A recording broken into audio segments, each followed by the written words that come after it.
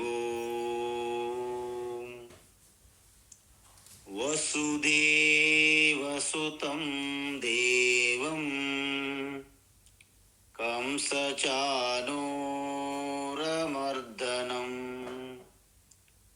దేవకీ పరమానందం కృష్ణం వందే జగద్గురుం.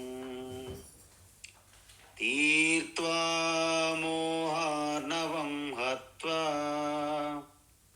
రాగద్వేషాదిరాక్షసా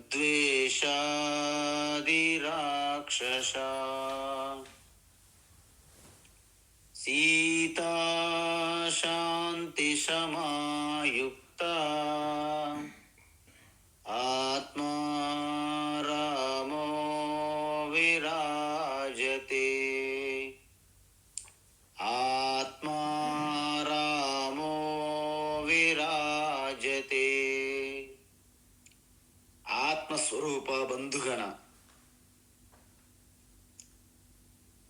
ముఖ్యంగా భగవద్గీత జ్ఞానయజ్ఞంలో భాగంగా మొదటి 6 అధ్యాయములు పూర్తి చేశాము.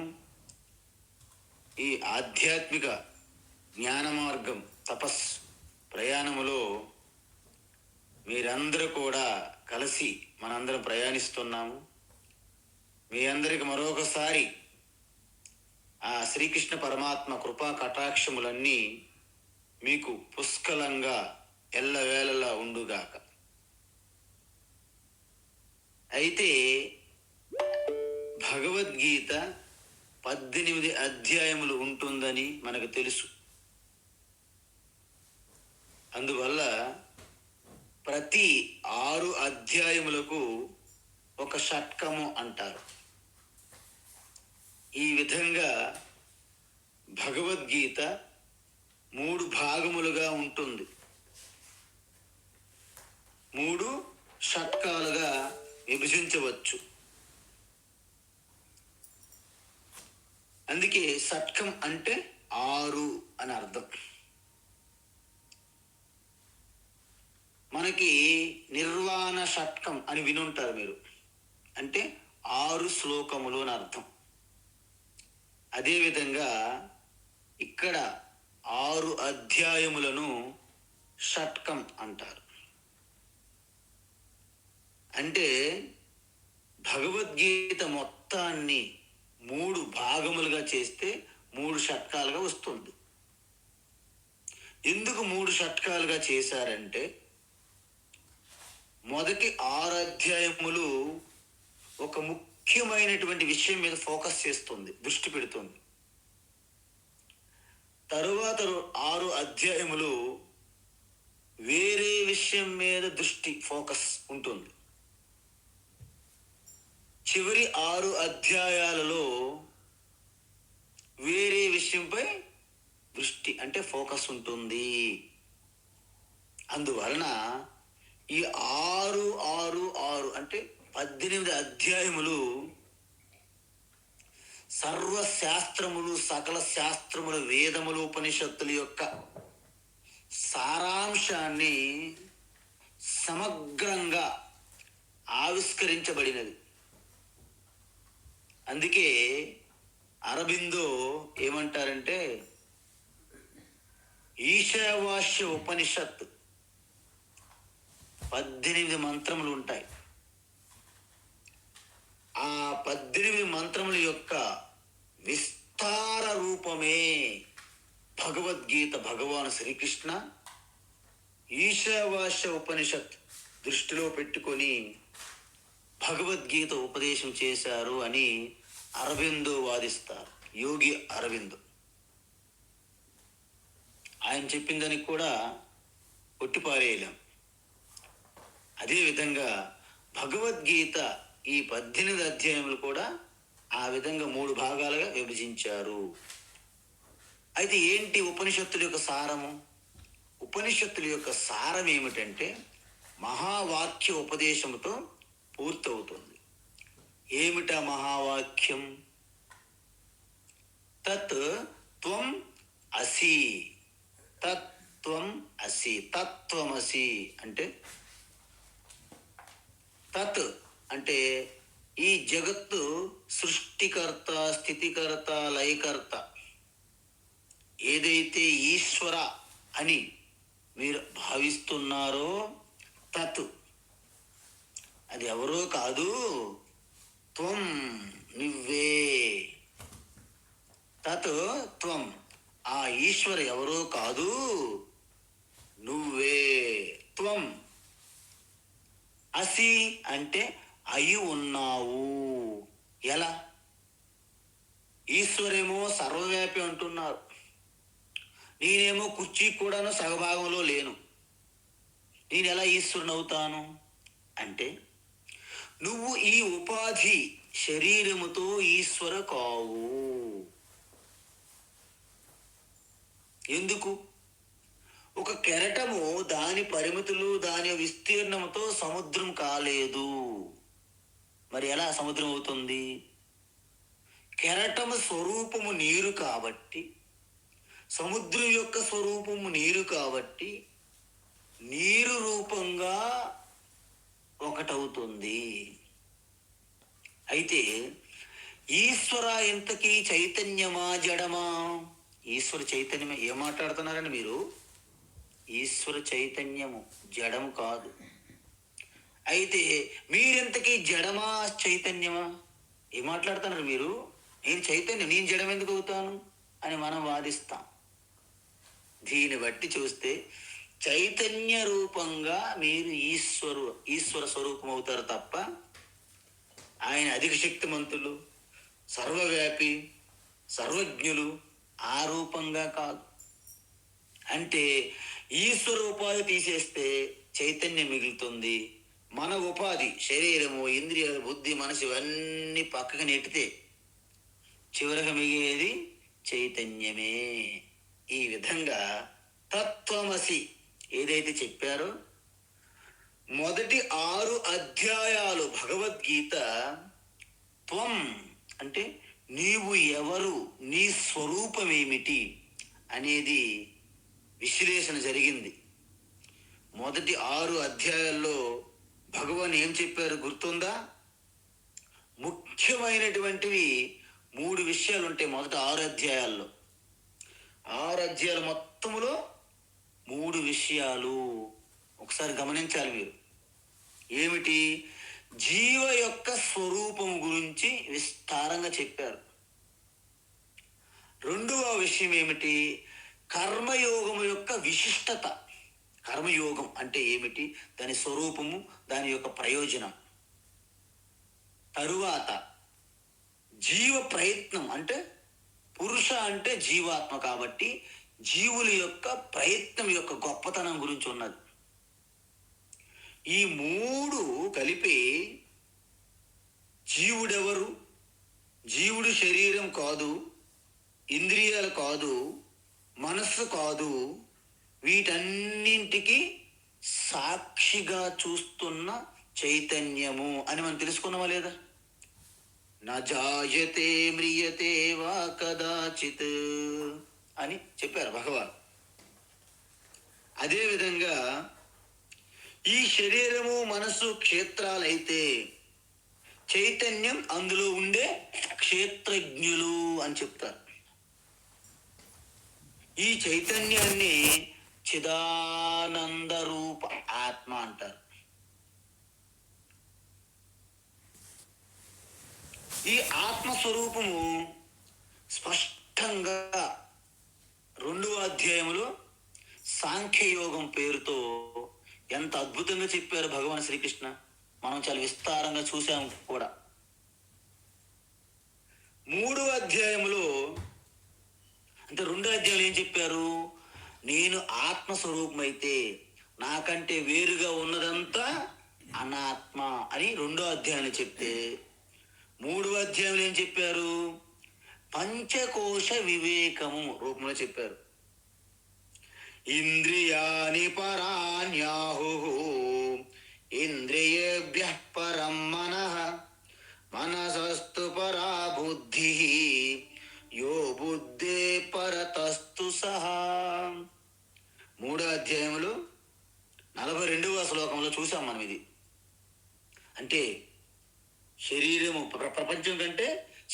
మన శరీరం.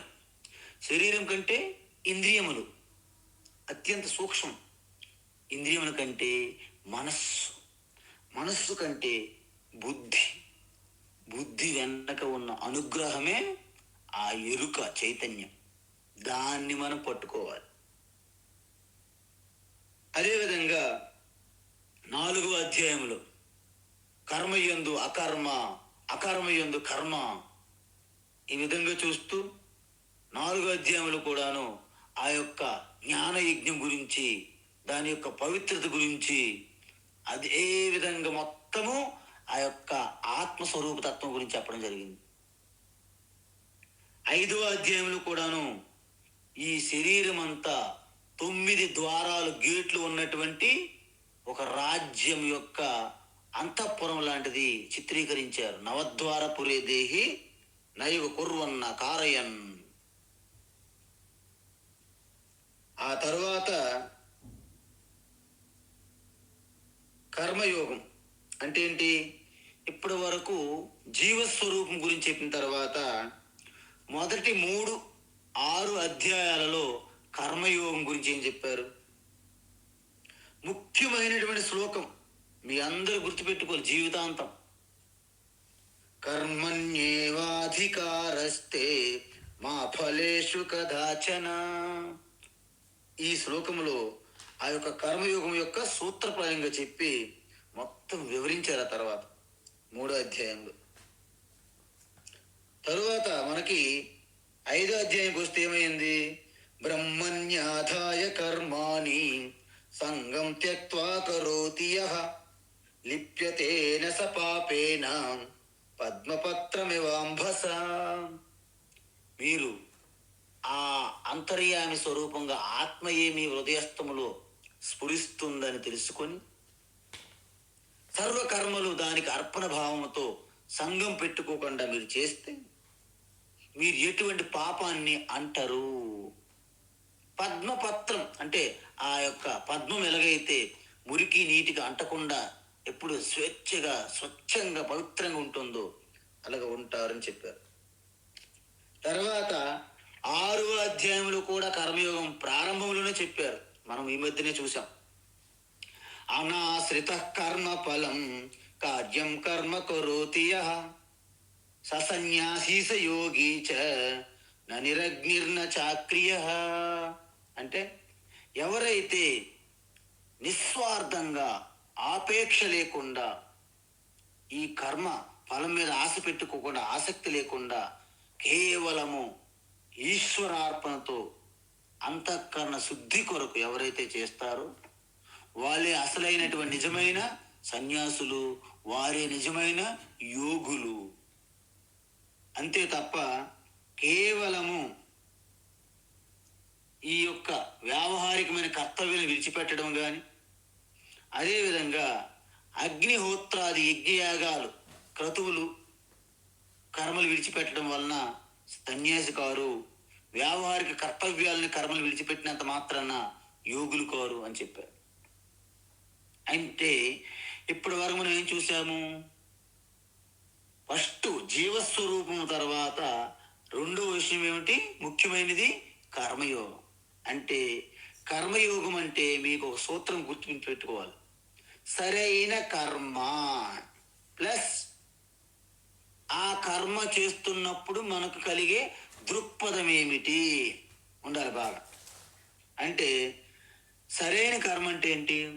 సాత్విక కర్మ. అంటే మీరు చేసే ప్రతి కర్మ వలన ఎక్కువ శాతం లోకానికి కళ్యాణం, మంగళకరం జరగాలి, కళ్యాణం జరగాలి. దాంట్లో మీ కళ్యాణం కూడా జరుగుతుంది. ఈ విధంగా సాత్విక కర్మ అనేది మనము చెయ్యాలి. అప్పుడు మీ ఆధ్యాత్మిక వృద్ధి జరుగుతుంది. మరి సరైన దృక్పథం ఏంటి అంటే మనం చూసాం, పంచమహాయజ్ఞాలు అంత ఈశ్వరార్పణ బుద్ధితో మనము చెయ్యాలి. ఈశ్వరార్పణ బుద్ధితో చేస్తే ఆ వచ్చే ఫలం ఏదైతే ఉందో దాన్ని ఈశ్వర ప్రసాద బుద్ధితో స్వీకరించాలి.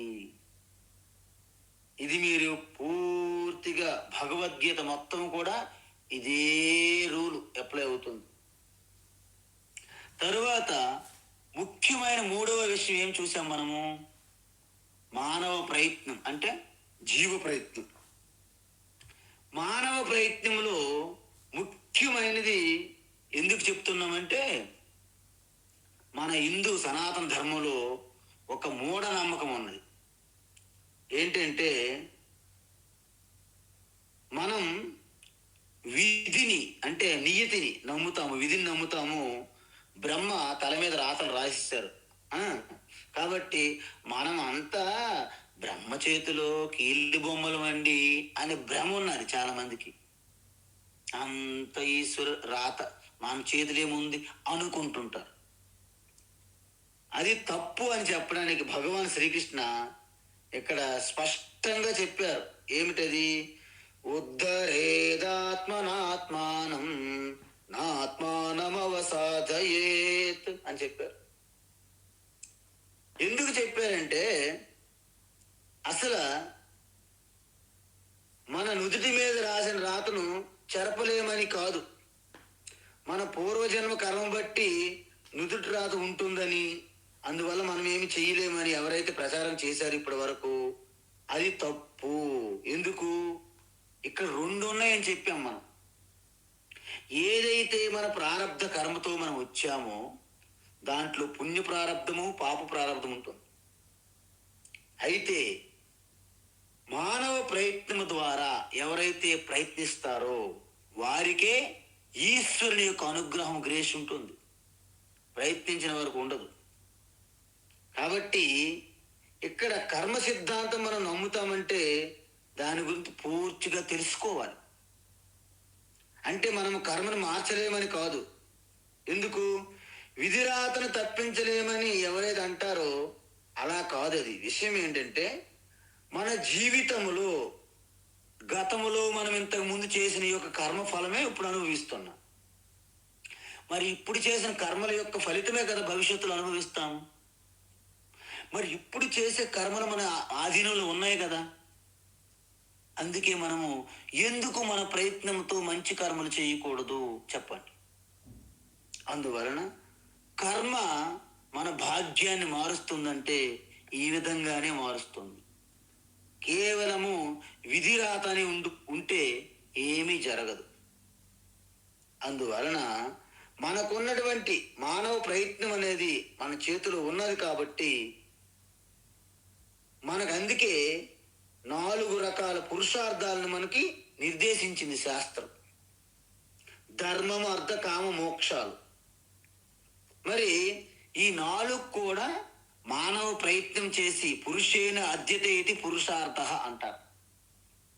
మనం ప్రయత్నం చేసి పొందాల్సిన లక్ష్యాలు ఇవి.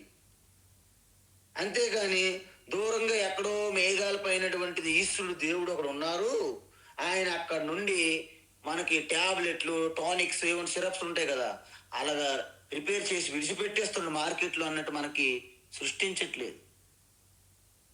కాబట్టి ఇక్కడ మానవ ప్రయత్నం, పురుష ప్రయత్నం అనేది అత్యంత కీలకం అని చెప్పారు. అందువలన మనకి అందరికి కూడా ఈ సత్కర్మ చేసే హక్కు, స్వేచ్ఛ మనకు ఉన్నది అని మర్చిపోకూడదు. అందువలన మనం ఏం చెప్పాము? పూర్తిగా కర్మఫలం మన చేతిలోనూ లేదు, అలాగని మన చేతిలో ఏమీ లేదనుకోవడం కూడా తప్పు. అంటే కర్మ ఫలానికి మనము పూర్తి కారకులము కాదు, అలాగని కర్మ ఫలానికి మనము పూర్తిగా మన సంబంధమే లేదనేది కూడా తప్పు. అంటే కర్మఫలం రావడానికి కారణమయ్యే అనేక కారణాల్లో మన ప్రయత్నం కూడా ఉంటుందని మర్చిపోవద్దు మీరు. అందువలన మన ఆలోచనని ఎప్పుడైతే మీరు పరీక్షించి విశ్లేషిస్తారో, పరిశీలిస్తారో, ఆ ఆలోచనలే మీకు అద్భుతమైనటువంటి మాటలుగా మారుతాయి తర్వాత క్రమంలో. ఆ మాటలను మనం మరొకసారి పరిశీలించినట్లయితే అవే మనం చేసే కర్మలు అంటే యాక్షన్స్గా మారుతాయి. ఆ యాక్షన్స్ మనం ఒక్కసారి పరిశీలిస్తే అవి మనకి అలవాట్లుగా మారుతాయండి. ఇది చాలా ఇంపార్టెంట్. జీవితం అనేది దీని మీద ఆధారపడి ఉంది. మన ఆలోచనల ముందు పరిశీలించాలి. మొట్టమొదటి ఆలోచన మన చేతిలో లేకపోయినా, మన ఆధీనంలో లేకపోయినా, రెండో ఆలోచన మీ ఆధీనంలో ఉండి తీరుతుంది. కాబట్టి మన ఆలోచన రోజు మనము పరికించాలి. ఆలోచనలు ఎప్పుడైతే మీరు పరికిస్తారో మాటలని మీ ఆధీనంలో ఉంటాయి. అప్పుడు మాటలు మీకు మంచి మాటలు, అంటే మనం మాట్లాడే ప్రతి మాట కూడాను ఒక పవిత్రంగా, యుక్తియుక్తంగా, అనుద్వేగకరం వాక్యం, సత్యం, ప్రియం, హితంగా ఉండే విధంగా ఉంటాయి. ఆ మాటలను మనం పరికిస్తే అవే కర్మలుగా, యాక్షన్స్గా మారుతాయి. ఆ యాక్షన్స్ మనం పరిశీలించినట్లయితే వివేకముతో అవి అలవాట్లుగా, అంటే హ్యాబిట్స్గా మారుతాయి అన్నమాట. ఆ హ్యాబిట్స్ని, అంటే మీ అలవాట్లు ఏవైతే వాటికి కూడా ఒక నియంత్రణ, ఒక ఆధీనంలో, ఒక క్రమబద్ధంగా పరిశీలించినట్లయితే అవి మీ యొక్క జీవన శైలి, అంటే మీ నడవడిక, అంటే మీ ఆచారం, మీ శీలం, మీ క్యారెక్టర్గా మారుతుందన్నమాట. ఆ క్యారెక్టర్ని, మీ యొక్క శీలం, మీ ఆచారాన్ని మీరు గమనించి జీవిస్తే అప్పుడు మీ మానవ జన్మ, అంటే మన యొక్క జన్మ యొక్క అంతిమ లక్ష్యము, ఏకైక గమ్యము మనం చేరుకోవడం అనేది చాలా సులువు, తేలిక. అంటే ఈ విధంగా ఎవరైతే మీ నడవడిక వల్లే మీ గమ్యాన్ని చేరుకుంటారు. మీ నడవడిక మీ అలవాట్ల వలన ఆధారపడి ఉన్నది. మీ అలవాట్లన్నీ మనం చేసే పనులు బట్టి ఆధారపడి ఉంటాయి. మన పనులన్నీ, మన మాటలు మనం ఆలోచించే ధారణలో ఉంటుంది అనమాట. అందుకే తప్పుడుగా ఆలోచించే వాళ్ళు తప్పుడు పనులు చేస్తారు. మంచిగా, పవిత్రంగా ఆలోచించే వాళ్ళు పవిత్రమైన యజ్ఞయాగాలు, ఇలాంటి జ్ఞాన యజ్ఞాలు కూడా జరుపుతుంటారు. అంటే భవిష్యత్తు మీ చేతిలో ఉందా లేదా చెప్పండి ఇప్పుడు. అంటే భవిష్యత్ అనేది పూర్తిగా మన చేతిలో ఉందని కాదు, అలా అని భవిష్యత్తు మన చేతిలో పూర్తిగా లేదని కాదు. అందువలన ఇక్కడ భగవాన్ ఏం చెప్తున్నాడంటే, మీ స్వరూపము చెప్పారు, కర్మయోగం గురించి చెప్పారు. కర్మయోగం అనేది మీ జీవిత లక్ష్యాన్ని చేరుకోవడానికి ఒక గొప్ప బ్రిడ్జ్ అని కూడా చెప్తూ, మనం చేసే ప్రయత్నం అనేది కూడా చాలా అవసరం అని చెప్పారు. అందుకే అంత జరిగిపోతుందిలే అని కూర్చున్నాం అనుకోండి, అది చాలా తప్పు అని కూడా తప్పించుకునే విధానం ఎస్కేపిజం అని భగవాన్ శ్రీకృష్ణ స్పష్టంగా చెప్పడం జరిగింది. అయితే ఇప్పుడు మనము 2వ షట్కములోకి ప్రవేశించబోతున్నాము. ఏంటది? 7వ అధ్యాయము నుండి 12వ అధ్యాయం వరకు ద్వితీయ షట్కము అంటారు. అయితే దీనిలో కూడా 3 ముఖ్యమైన విషయాలు భగవాన్ శ్రీకృష్ణ వివరించారు. ఏంట ముఖ్యమైన విషయాలు? ఇక్కడ జీవస్వరూపం మొదటి చెప్తే, ఈ 2వ షట్కంలో ఈశ్వర స్వరూపం గురించి చెప్తున్నారు భగవాన్. ఆ తర్వాత అక్కడ ఏం చెప్పారు? కర్మయోగం గురించి చెప్తే ఇక్కడ ఈశ్వరుని యొక్క ధ్యానం, అంటే ఉపాసన గురించి చెప్తున్నారు. చివరికి అక్కడ మానవ ప్రయత్నం గురించి, గొప్పతనం గురించి చెప్తే ఇక్కడ ఈశ్వరుని యొక్క అనుగ్రహము, కృప ఎంత అవసరమో చెప్తున్నారు. ఇక్కడ ఇప్పుడు మీకు అర్థమైంది కదా. ఇక్కడ కూడా 3 విషయాలు మనము 6 అధ్యాయాలలో ఈ 3 విషయాలు ఎక్కువ ఫోకస్ ఉంటుంది, దృష్టి. ఇవి మీకు దృష్టిలో పెట్టుకుంటే ఇప్పుడు మనము కొంచెం పైన చూద్దాం. ఏంటి ఈశ్వర స్వరూపము అంటే? ఎప్పుడైతే మనం ఈశ్వరుడు ఎక్కడో ఉన్నాడనే భ్రమలో ఉంటాం, కానీ ఈశ్వర స్వరూపం అంటే భగవంతుని యొక్క నిర్వచనం అని అర్థం, డెఫినేషన్. ఇప్పుడు 7 నుండి 12వ అధ్యాయం వరకు అనేక రకములుగా ఈశ్వరుని గురించి వర్ణిస్తారనమాట. ఆ ఈశ్వరుని యొక్క స్వరూపము, ఆ ఈశ్వరుని యొక్క విధులు, ఆయన మహత్యము, గొప్పతనము, విభూతులు ఇవన్నీ ఉంటాయి అన్నమాట ఈశ్వరుని గురించి. సో మనం ఒక్కసారి వెనక్కి చూస్తే మొదటి 6 అధ్యాయాల్లో మీరు గమనిస్తే ఈశ్వరుని గురించి ఏదో టచ్ చేసినట్టు ఉంటుంది. 4వ అధ్యాయం వచ్చింది అవతారం గురించి, ఏదో పైన చెప్పినట్టు. కానీ ఇక్కడ అలా కాదు. పూర్తిగా ఈశ్వరుని యొక్క స్వరూపము, ఆయన యొక్క విధులు, ఆయన యొక్క మహిమలు, ఆయన యొక్క విభూతులు అన్నీ ఇక్కడ వస్తాయి అన్నమాట.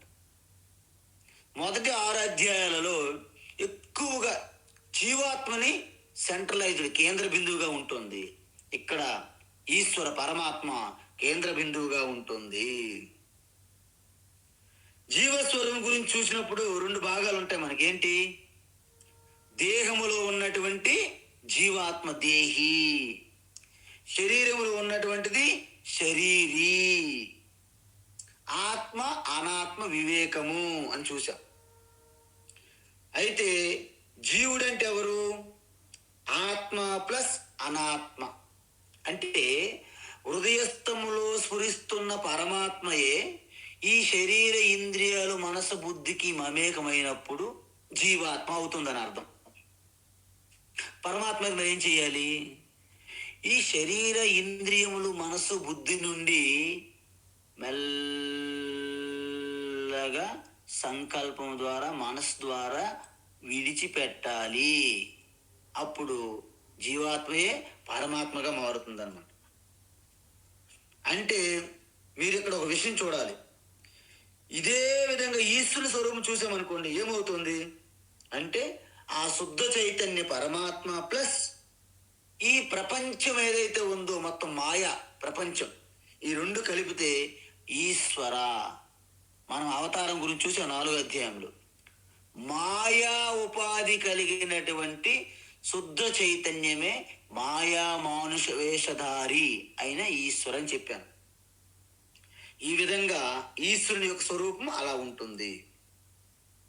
మరి 2వ అధ్యాయం ఏం చెప్పాము? మనము ఆధ్యాత్మిక ప్రయాణం కొనసాగించాలంటే మనము కర్మయోగ సాధన చెయ్యాలని చెప్పాం మొదటి షట్కములో. ఇక్కడ ఏం చెప్తున్నారు? ఈశ్వరుని యొక్క ధ్యానం చెయ్యాలి. ఎలా? ఉపాసన. అంటే శుద్ధ చైతన్య నిర్గుణ పరమాత్మ, నిర్గుణ ఈశ్వరు అంటే ఎవరికి అర్థం కాదు కాబట్టి సగుణ సాకార మూర్తి స్వరూపం భావించి ఆ ఈశ్వరుని పైన ధ్యానం చేయడాన్ని ఉపాసన అంటారు. మనందరికీ తెలుసు ఈ యొక్క ఈశ్వర ఉపాసకులు ఎంత ప్రసిద్ధిగా ఉంటారో జగత్తులో. అందువలన ఈ 2వ షట్కములో ఈశ్వరుని గురించి ధ్యానం అంటే ఉపాసన గురించి చాలా స్పష్టంగా చెప్పారు. సో కర్మయోగం అనేది శరీరం ప్రధానంగా ఉండాలి. మనం కర్మలు చేయాలంటే శరీరం ఆరోగ్యంగా ఉండాలి. శరీరంతో ప్రధానంగా చేసే కర్మయోగం అయితే ఉపాసన అనేది మనస్సు ప్రధానం. మనస్సు ద్వారా చేయాలి ధ్యానం, ఉపాసన. అందువలన ఏదైతే మనము ఈ శరీరం ద్వారా పంచమహాయజ్ఞాలు చేశామో, అలాగే సమాజ సేవ, దాన ధర్మాలు ఇవన్నీ చేశామో, ఉపాసనకి చేసేటప్పుడు ఇక సమాజం నుండి మీరు కొంచెం దూరం అవుతుంటారు మెల్లగా. అంటే మీరు బాహ్య ప్రపంచము నుండి అంతర్ముఖంగా ప్రయాణిస్తారు. అంతర్ముఖ సమారాధ్య బహిర్ముఖ సుదుర్లభ అంటారు. అందువలన సగుణ ఈశ్వర ధ్యానం చేస్తాము అంటే నెమ్మదిగా స్థూలమైనటువంటి ఈ స్థూలము నుండి సూక్ష్మ వైపు అంతర్ముఖంగా ప్రయాణిస్తున్నారు అన్నమాట. అందుకే ఉపాసన అనేది ఇంటర్మీడియట్ లాంటిది అనమాట. ఆధ్యాత్మిక తపస్సులో, ఆధ్యాత్మిక జీవితంలో, స్పిరిచువల్ లైఫ్లో ఉపాసన అనేది ఇంటర్మీడియట్ స్టేజ్ అనమాట. మరి మొదటిది ఏంటి? కర్మయోగం. ఇంటర్మీడియట్ ఏంటి? ఉపాసన. మరి ఆ లాస్ట్ పీజీ లెవెల్ ఏంటి? అది జ్ఞానయోగము అన్నారు. సో ఇప్పటి వరకు మధ్య శతకం అంటే 7 నుండి 12 అధ్యాయాల్లో ఎక్కువగా మొదట ఏమొచ్చింది? ఈశ్వర స్వరూపము. రెండోది ఏంటి? ఈశ్వర ధ్యానము లేదా ఉపాసన. ఉపాసన అంటే సగుణ ఈశ్వరుపై మనం చేసే ధ్యానాన్ని ఉపాసన అంటారు. తర్వాత మూడో విషయం ఏంటి స్వామీజీ? మూడో విషయం ఏమిటంటే ఈశ్వర యొక్క కృప. ఈశ్వర కృప లేకపోతే కొంతమంది విర్రవీగుతారు. ఈశ్వరు ఎవడండి? నేను మొత్తం కష్టపడి చేశాను కాబట్టి ఈరోజు ఇది సాధించాను. నీ కష్టము, నీ అహంకారం హిరణ్యకశిపుడి వలె ప్రకటమవుతుంది కొన్నాళ్ళకి. ఎందుకంటే మన కేవల ప్రయత్నం వల్ల మనం ఏమీ సాధించలేము. ఈశ్వర అనుగ్రహం అడుగడుగున, మాట వెనక, ప్రతి మాట వెనక, ప్రతి ఆలోచన వెనక ఈశ్వర అనుగ్రహం నీకుంటేనే నువ్వు ప్రతిదీ సాధిస్తావు. కాబట్టి ఇక్కడ ఈశ్వర కృప చాలా అత్యావశ్యకం అని చెప్పడం జరుగుతుంది. అందువలన మనము ఇక్కడ 2 రకాల ప్రాబ్లమ్స్ ఉన్నాయి. నాకు ఈశ్వరుడు ఏం అవసరం లేదు, నేనే అంత చేసేస్తున్నానంటే అహంకారి, రావణ, హిరణ్యకశిపు లాంటి.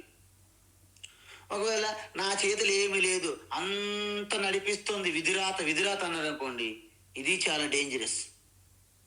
అందువలన ఏది కూడా అతిగా ఉండకూడదు అన్నమాట.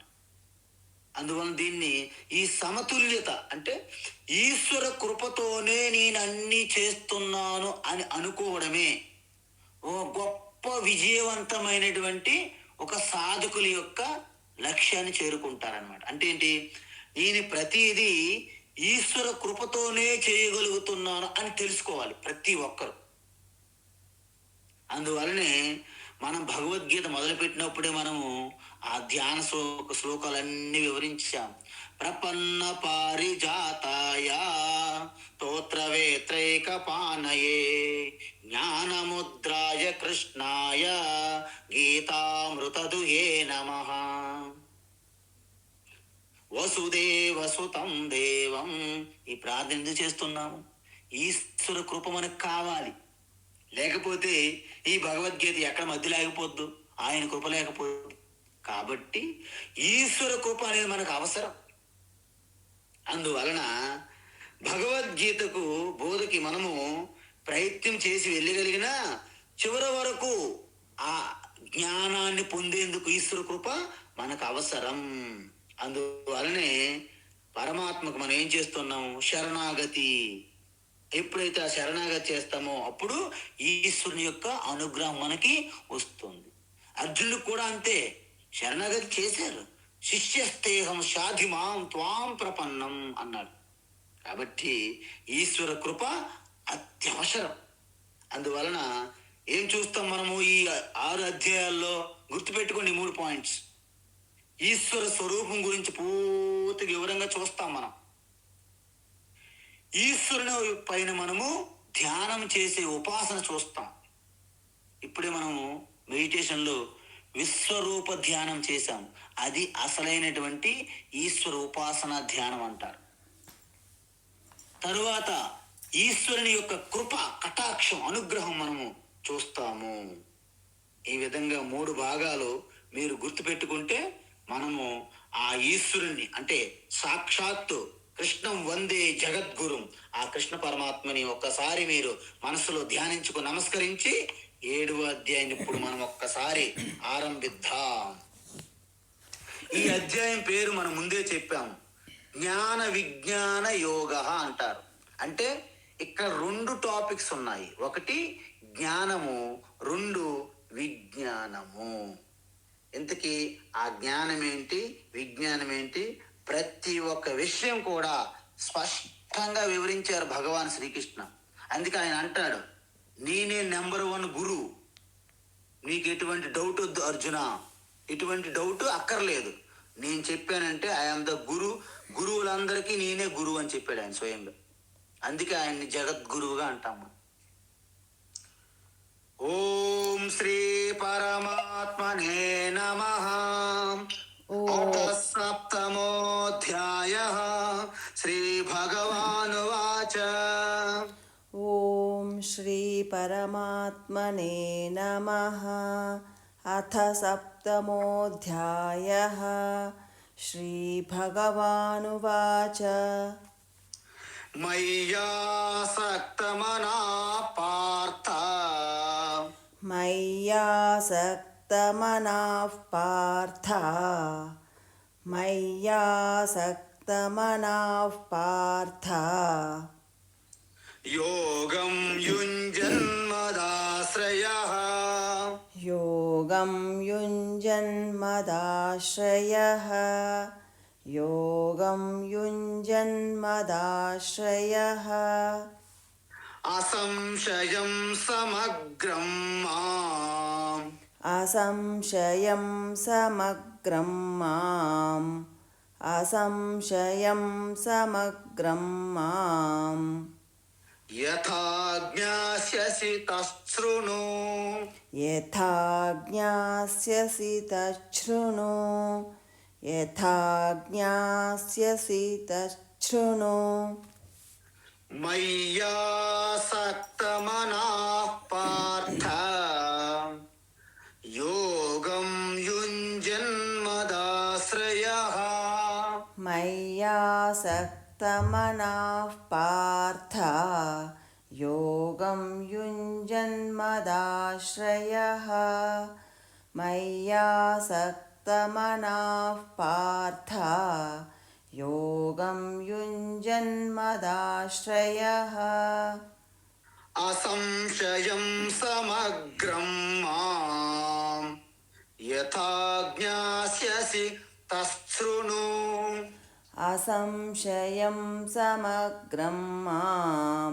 యథా జ్ఞాస్యసి తశృణు.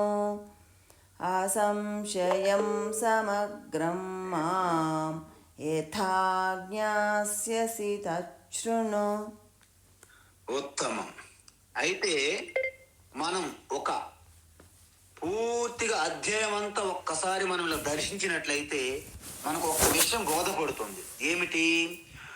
మొదటి 3 శ్లోకాల్లో కృష్ణ పరమాత్మ ఏమి చెప్పాలనుకుంటున్నారు, ఆ అధ్యాయం యొక్క వివరణ ఏమిటి అని ఒక సంక్షిప్తంగా, అంటే ఒక ఇంట్రడక్షన్ ఇస్తున్నారా అన్నట్లుగా 3 శ్లోకాలు చెప్తారనమాట. అంటే నేను ఏమి చెప్పబోతున్నాను, దాని గొప్పతనం ఏమిటి, అది ఎంత కష్టతరము, అవన్నీ 3 శ్లోకాల్లో మీకు వివరిస్తున్నారనమాట.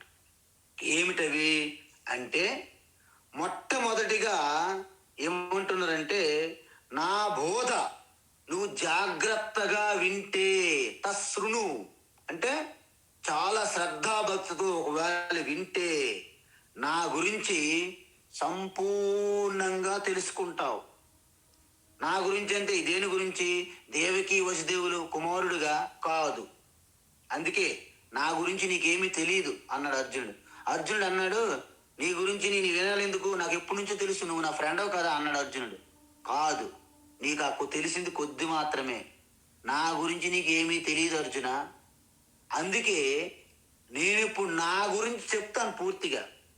ఒకవేళ శ్రద్ధగా నువ్వు వినినట్లయితే నా గురించి పూర్తిగా సమగ్రంగా తెలుసుకున్నవాడు అవుతావు.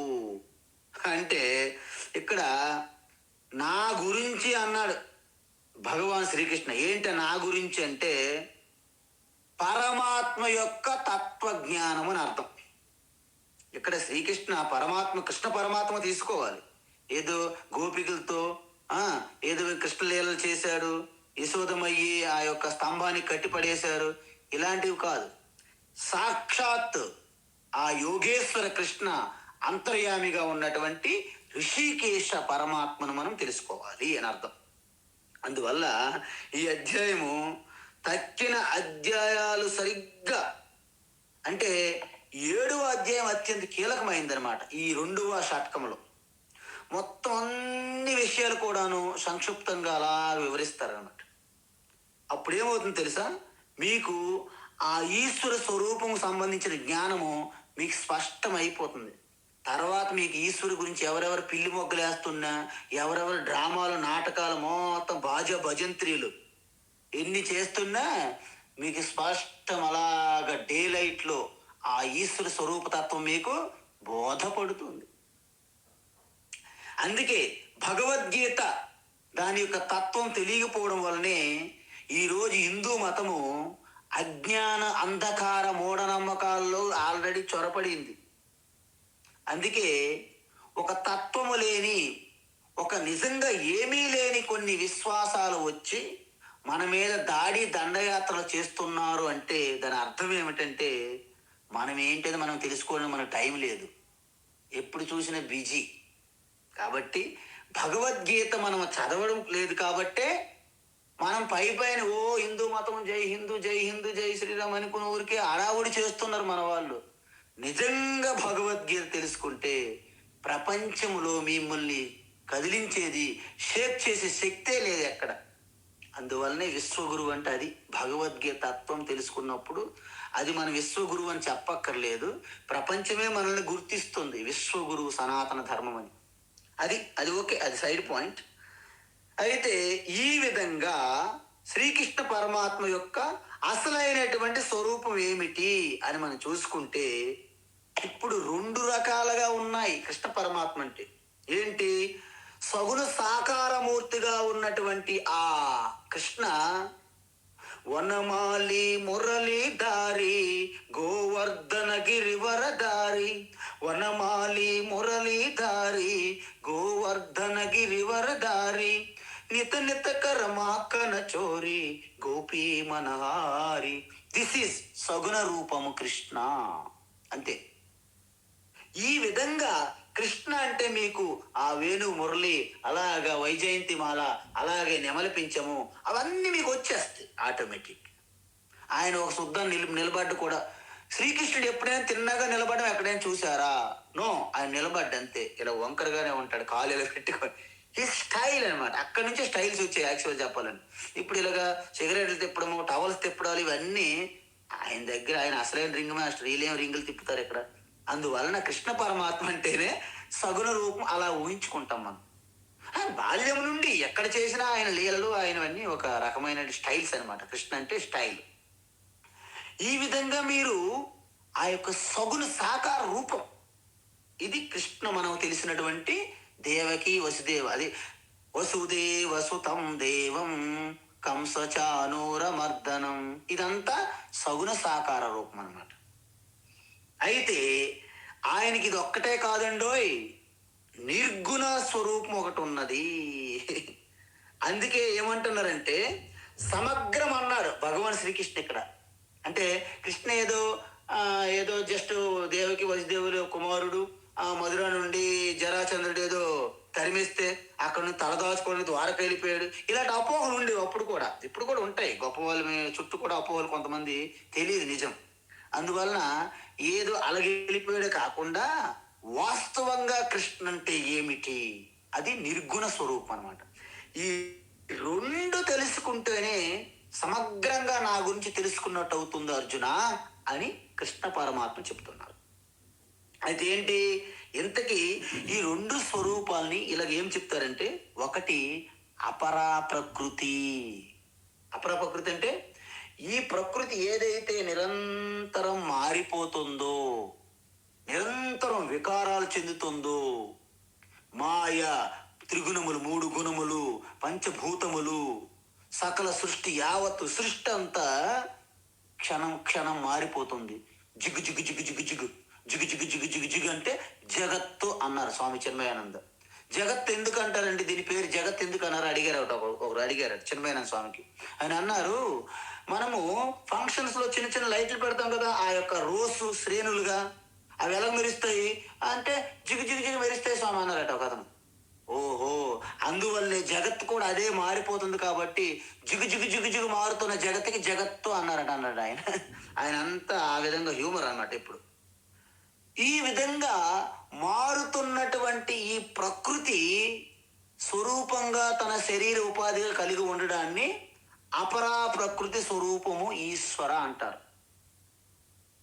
మరి దీనికి అధిష్టానముగా ఉన్నటువంటి ఆ చైతన్యం, నిర్గుణ చైతన్యానికి పరాప్రకృతి అంటారు. మనకి ఈ యొక్క అధ్యాయంలో వస్తున్నాయి ఈ రెండు.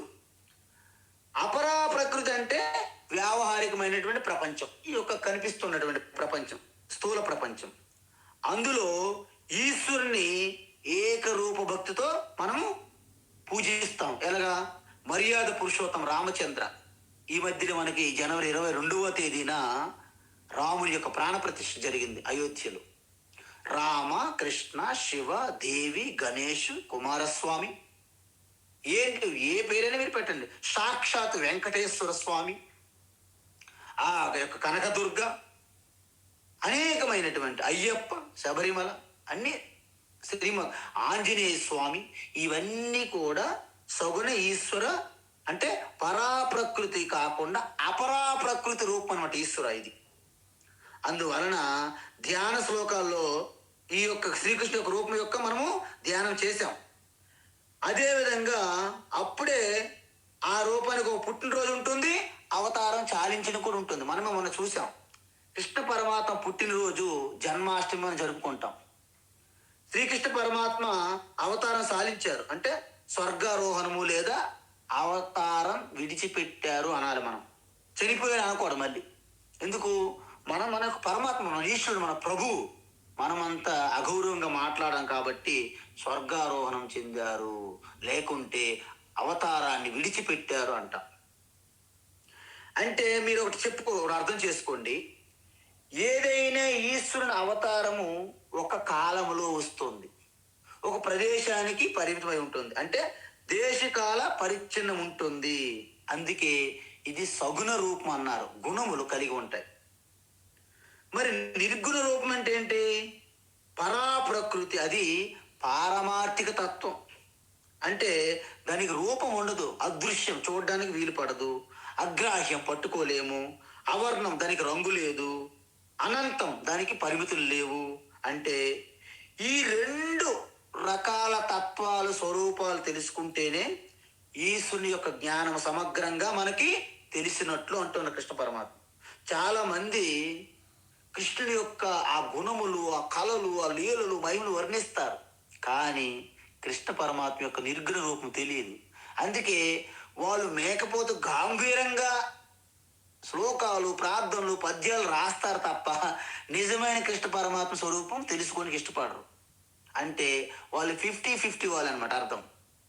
కాబట్టి ఇక్కడ రెండు తెలుసుకుంటే ఏమవుతుంది? కృష్ణ పరమాత్మ ఏం చెప్పబోతున్నారు? అసంశయం అంటే అసంశయం జ్ఞాస్యసి అంటే నువ్వు సమగ్రంగా పూర్తిగా నా స్వరూప జ్ఞానం తెలుసుకోగలుగుతావు. రెండు తెలుసుకుంటేనే. అసంశయం అంటే ఏంటంటే ఎటువంటి సందేహము, సంశయం లేకుండా నేను బోధిస్తాను, నువ్వు పూర్తిగా నా గురించి తెలుసుకుంటావు అర్జున అని చెప్తున్నారు. అయితే దీనికి కొన్ని షరతులు ఉండాలండోయ్. ఇదేమైనా హ్యాబిట్స్ కోటి మార్కెట్ కాదు, డబ్బులు పట్టుకొని వెళ్ళి కొనియడానికి. అయితే మరి షరతులు, మీ కండిషన్స్ ఏమంటున్నారు కృష్ణ పరమాత్మ? Conditions apply. మీకేమో క్రెడిట్ కార్డు, కండిషన్స్ అప్లై అన్నారు, నా క్రెడిట్ కార్డు వద్దు అన్నాను. ఎందుకు? ఆ కండిషన్ నేను పాటించలేను. అందువలన ఇక్కడ అర్జునుడికి 2 కండిషన్స్ పెడుతున్నారు. ఏంటవి అంటే ఈశ్వరుని గురించి నేను తెలుసుకోవాలి, అది తప్ప నా జీవితంలో వేరే లక్ష్యం ఏమీ లేదు అని మీరు తపించాలి. ఆసక్తి కావాలి మీకు, ఈశ్వరుని గురించి తెలుసుకోవాలని ఆసక్తి ఉండాలి. అదేవిధంగా మనం అద్భుతమైనటువంటి ప్రయత్నం చేయాలి. ఆ విధంగా ఈశ్వరుని యొక్క అనుగ్రహం నాకు కావాలి అని మీరు పూర్తిగా కోరుకోవాలి. ఈశ్వరు అనుగ్రహమే కావాలి అంతే. దాన్ని ఏమంటారు?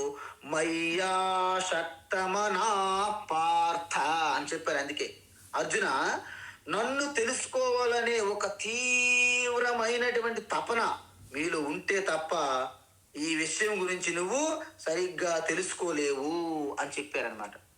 అంటే మనకి ఏది మన జీవిత లక్ష్యం అంటే పరమాత్మయే మనకి, అంత ఈశ్వరుడే మన లక్ష్యంగా పెట్టుకోవాలి జీవితంలో.